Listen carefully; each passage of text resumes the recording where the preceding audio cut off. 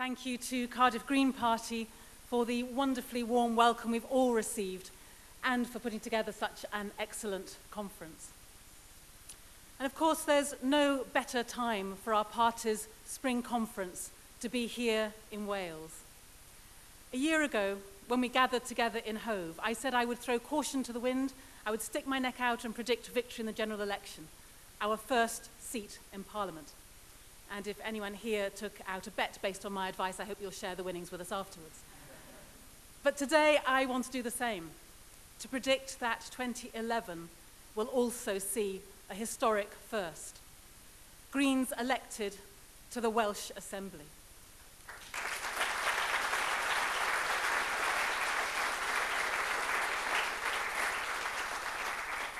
Because I've seen firsthand the commitment and the self-belief of the team here in Wales.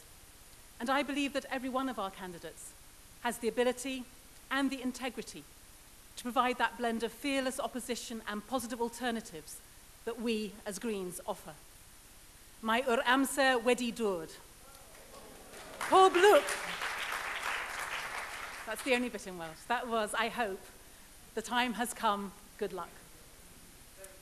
Thank you.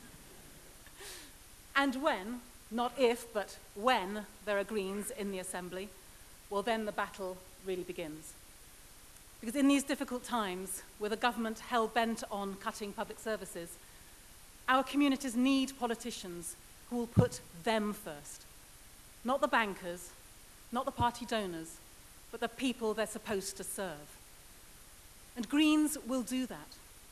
You know, we don't go into politics because we want to climb the greasy pole to the cabinet, ending up with a seat in the House of Lords or directorships of merchant banks. We get involved because we want to put something back into our communities. We don't depend on big business or the unions to fund us, and so we have the independence to do what's right. And when the decisions are hard, as they are now, that matters more than ever. Principled, independent, on your side.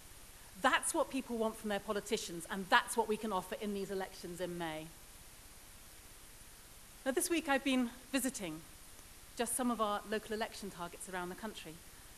And in the last few days, I've been to Sheffield, York, Leeds, Huddersfield, Lancaster, Cambridge, Totnes, and Bristol. And I'm proud to say that the trains worked wonderfully all the way.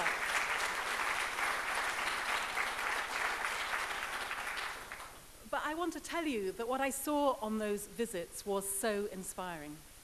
Green councillors making a real difference to their communities, rolling out home insulation schemes, introducing green travel plans, promoting local businesses, creating more jobs, and doing all they can to defend the poorest and most vulnerable from the savagery of this government's cuts.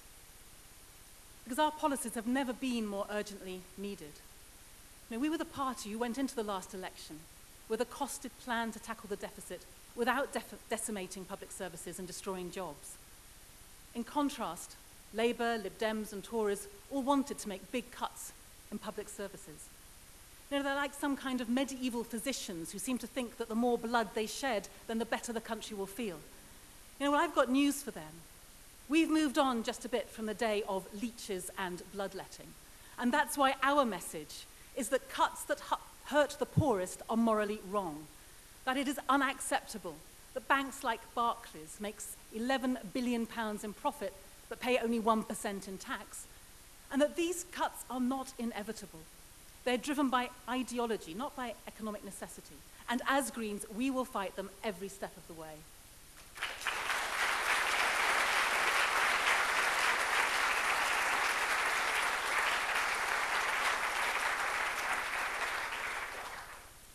I've had people coming to my surgeries in Brighton who are terrified that they're going to be made homeless because of cuts to housing benefit. People concerned about cuts even to the mobility element of the disability living allowance. Now, how dare they take away such a lifeline from people in need? Cuts to legal aid, so people can't stand up and fight for justice. And that's why when this Tory-led government has the gall to call these cuts fair, they rightly lose any shred of credibility they might ever have had.